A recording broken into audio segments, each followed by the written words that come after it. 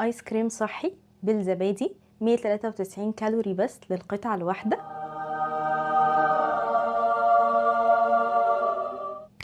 يلا بينا ندوق.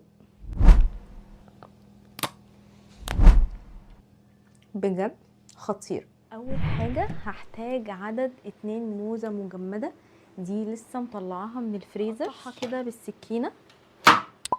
لو لسه بتتفرجوا لحد دلوقتي ما تنسوش تعملوا لي لايك وفولو وكومنت وشير، عشان الحاجات البسيطة دي بتساعدني ان انا اكمل. يلا نكمل الوصفة.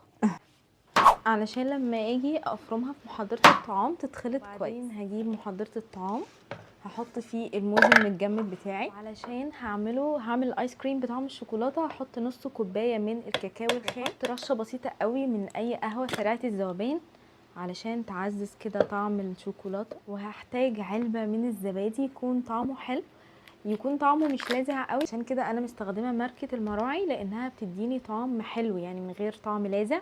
او ممكن نستخدم زبادي يوناني يعني حسب ما نفضل. وهستخدم كمان عدد 5 تمرات هتديني طعم مسكر اكتر كمان للايس كريم.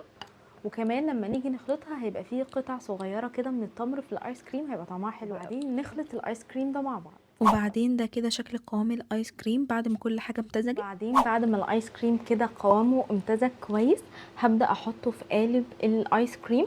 لو مش متوفر عندنا نقدر ان احنا نعمله في كوبايات عادي خالص. يعني طريقه الاستيك دي ألذ في التقديم يعني. وبعدين هدخل قالب الايس كريم ده الفريزر يعني تقريبا 5 ساعات، والافضل طبعا ليله كامله. يلا بينا.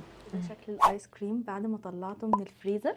سبته تقريبا ليله كامله وبدات ان انا كده افصله بالراحه، وعلشان القالب سيليكون طلعت معايا بمنتهى السهوله كده شكل خطير. وبعدين علشان نخلي الايس كريم ده تحفه كمان جبت شويه من الشوكولاته الدارك وسيحتهم في الميكرويف مع معلقه من الزيت او تحت حمام مائي. وبعدين هغرق كده الايس كريم في الشوكولاته، وهو علشان جامد الكريم نفسه جامد ياخد ثواني، والشوكليت دي هتجمد على الايس كريم، يبقى كده يعتبر زي فروزن يوجرت يعني زبادي مجمد وعليه طبقه الشوكليت سايحه كده خطيره. وبعدين سبت الايس كريم في التلاجة كده شويه الشوكولاته دي تمسك نفسها اكتر. وبعدين على الوش نقدر نحط رشه من جوز الهند او اي مكسرات نفضلها. وده شكله كده بعد ما جمد. يلا بينا ندوق. بجد خطير. بجد الايس كريم طعمه خطير جدا، يعني الزبادي كده من جوه سايح ومن بره كده الشوكولاته كريسبي وجميله.